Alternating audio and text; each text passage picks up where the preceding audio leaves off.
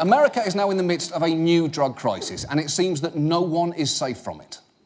America is quietly in the midst of the worst drug epidemic in the history of the country. Now, anyone who knows anything about treatment knows that's a huge opportunity, and it may not come around again. They said, come back in 3 months. That's when we're going to have treatment for you.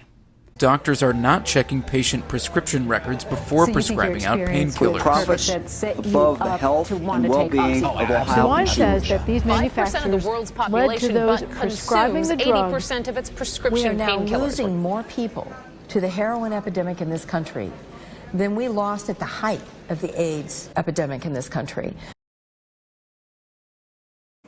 Everyone close your eyes and picture a heroin addict.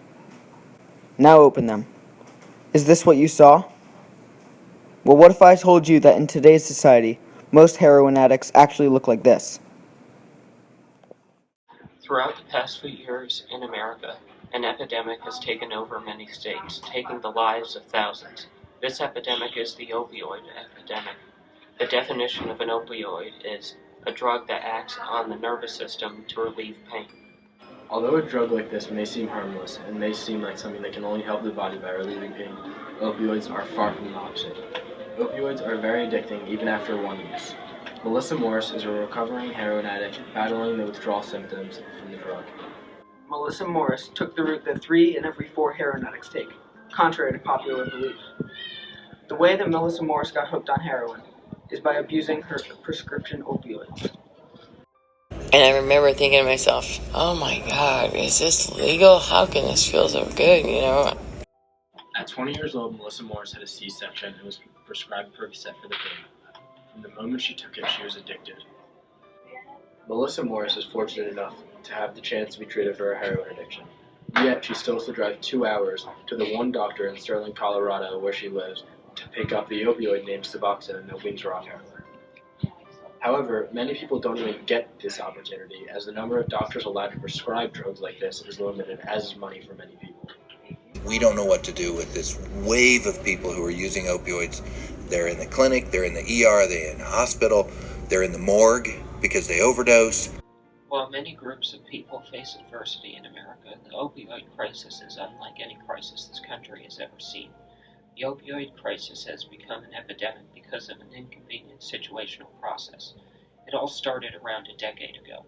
The economy was faltering steadily, families couldn't pay the bills, and a job was a concept, not a reality, for most families. In Ohio, the unemployment rate was 11% in 2010. The economic downfall caused chaos all over the country, but crushed rural, impoverished communities. Within months, the cost of groceries and basic necessities became out of reach, while the cost of drugs became within reach. This transition happened at record speed since the economy crashed so quickly.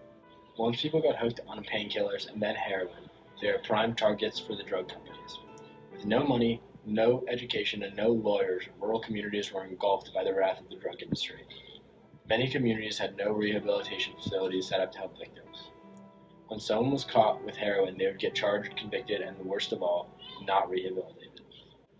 This only put victims in a deeper hole than they already were in the first place. Also, the crisis has heightened to such a level that now most criminal offenses in some places are a drug possession-related crime. In Lake County, Ohio, there were 67 arrests totaling 149 charges. At the end of the year, by the undercover detail of the 67 arrests, 41 were drug addicts. Still, to this day, rural communities don't have enough rehabilitation facilities, doctors, and nurses to treat them. According to New Beginning Drug Rehab, there are finally more rehabilitation centers to treat such individuals. But one rehab center can only treat at most a couple hundred addicts at one time, and the proliferation of opiates has caused the number of addicts in the nation to actually increase, not decrease. This means that someone who tried to get help couldn't get it because the state that they lived in didn't have enough rehabilitation centers for them. Bedlam has become the norm because drug dealers switch the kind of opioid once authorities know how to treat it. For example, when the epidemic started, only heroin was being dealt for the most part. But once people found out how to treat regular heroin, a new form of heroin arose. This form is called fentanyl, which is a synthetic heroin. It is 50 times as potent as regular heroin, and then once people started treating fentanyl, a new form arose again. This new form is called carfentanil, which is used as an elephant tranquilizer. Even in our community, in Norwalk, a man was found dead from an overdose on carfentanil. Each time the potency is increased, and usually the casualties increase as well. It's called carfentanil, and it's responsible for a spike of deadly overdoses in the Midwest.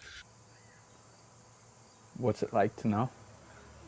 It almost took a father from his kids, a son from his mom and dad, a brother from his brother and sisters.